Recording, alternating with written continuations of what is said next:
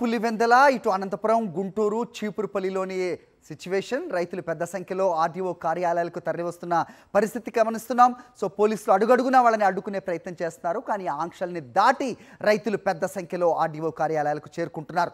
ఒకసారి చీపురు వెళ్దాం. మా కరెస్పాండెంట్ యుగంధర్ అక్కడే ఉన్నారు. యుగంధర్, ఏంటి అక్కడ సిచ్యువేషన్? ఎరువుల కోసం రైతాంగం రోడ్డెక్కారు. ఒక్కసారిగా పోలీసులు ఎన్ని ఆంక్షలు పెట్టినప్పటికీ కూడాను ఆ ఆంక్షలు ఏవి కూడా రైతుల తాలూకా ఆక్రోశం ముందు, ఆవేదన ముందు నిలబడలేకపోయేవి.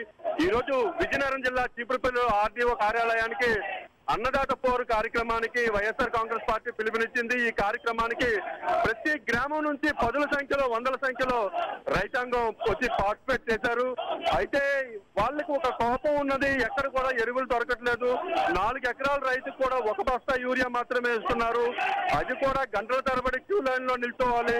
తెల్లవారుజామున 4 గంటలకు పోయి దుకాణాల దగ్గర నిలబడాలి.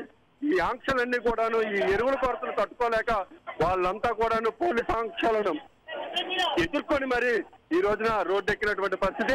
చీపురుపల్లిలో అయితే దాదాపు ఒక 3000 మంది రైతులు రోడ్డెక్కారు. వీళ్ళని అడ్డుకోవడానికి పోలీసులు చాలా ప్రయత్నం చేశారు. అయినప్పటికీ కూడా తీవ్ర వాగ్వివాదంతో ఈ రైతులందరూ కూడాను మేము ఎరువుల కోసం పోరాడుతున్నాం, శాంతియుతంగా పోరాడుతున్నాం, ఎక్కడ కూడా మేము నిరసనని హింసాత్మకం చెయ్యం అని చెప్పి పోలీసులకు హామీ ఇచ్చి వాళ్ళంతా కూడా శాంతియుతంగా ఆర్డీఓ కార్యాలయం వైపు కదులుతున్నటువంటి దృశ్యాలు మనం చూస్తున్నాం. ఇప్పటికే ప్రభుత్వం ఒకవైపు ఎరువులు ఇవ్వకపోగా మేము ఎరువులు ఇచ్చేస్తాము, మీకు ఎవరు కూడా ఆందోళన చెందక్కర్లేదు అని చెప్పడం అనేటువంటిది వీళ్ళకి మరింత ఆవేదన గురి చేస్తుంది. మరోవైపు వ్యవసాయ శాఖ మంత్రి ఎరువుల కోసం క్యూ లైన్ లో నిల్చున్నటువంటి రైతులకు పశు భోజనాల కోసం క్యూ లైన్ లో నిలబడట్లేదా అని మరింత వీళ్ళని వెటకారం ఆడినటువంటి దాని మీద కూడాను రైతాంగం మొత్తం చాలా ఆవేదనతో ఉన్నారు, ఆగ్రహంతో ఉన్నారు. మాకు ఎరువులు ఇవ్వండి అంటే పశు భోజనాల కోసం నిల్చున్నామా అని అనడం ఏం తీరనేది రైతాంగం ప్రశ్నిస్తున్నటువంటి పరిస్థితి అయితే మనకి కనిపిస్తోంది. మరోవైపు నిన్న ఎరువులు లేవు అని చెప్పన్నారు. ఈ రోజు మరలా రైతు పోరులో, ఇది అన్నదాత పోరులో పాల్గొంటారు అని చెప్పి రైతులందరికీ కూడా గ్రామ సచివాలయాల నుంచి సమాచారం ఇచ్చి మీరు కానీ అన్నదాత పోరు కార్యక్రమానికి వెళ్తే మీకు ఎరువులు అందవు అని చెప్పినటువంటి పరిస్థితి అయితే మనకి కనిపించింది. ఈ రోజు తెల్లవారు అయినప్పటికీ కూడాను వాళ్ళ ఫ్యామిలీ మెంబర్స్ ని ఆ ఎరువుల దుకాణాల దగ్గర క్యూల్లో నిలబెట్టి రైతులైతే మాత్రం రోడ్డెక్కారు. వైఎస్ఆర్ కాంగ్రెస్ పార్టీ ఇచ్చినటువంటి పిలుపుకు చాలా అనూహ్యంగా స్పందించినటువంటి పరిస్థితి అయితే మనకి కనిపిస్తుంది. యుగంధర్.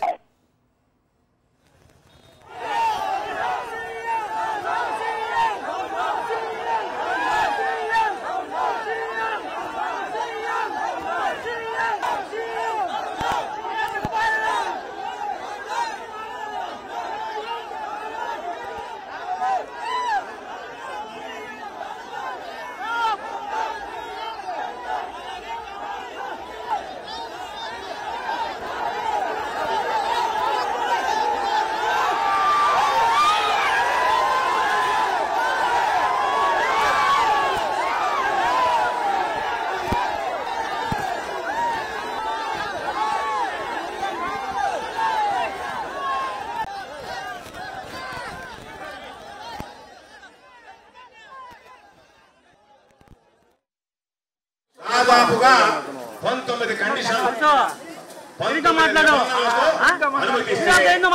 అనుమతి ప్రకారం ఇచ్చేటువంటి వాళ్ళలో కనీసం మీడియా మిత్రులు కూడా 15 మంది ఉంటారు.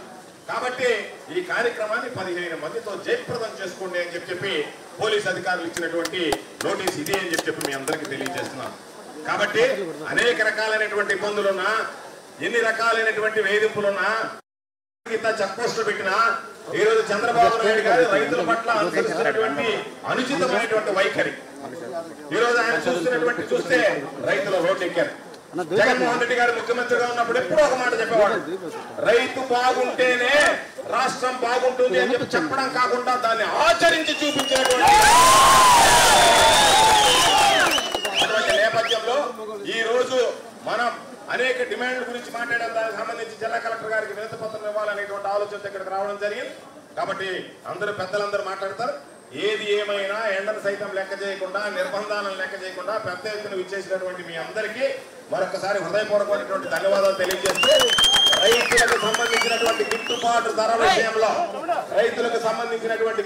ధర విషయంలో వైఎస్ఆర్ కాంగ్రెస్ పార్టీ రైతుల పక్షాన నిలబడి పోరాటం చేస్తుంది.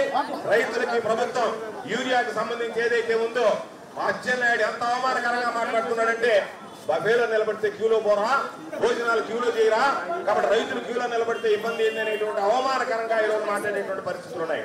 చంద్రబాబు నాయుడు హయాంలో రైతులకు యూరియా ఇవ్వలేకపోయాడు. జగన్మోహన్ రెడ్డి గారి హయాంలో రైతుల ముంగిటికే రైతు భరోసా కేంద్రాల ద్వారా మనం ఎరువులు అందించినటువంటి ఘనత వైఎస్ఆర్ కాంగ్రెస్ పార్టీని.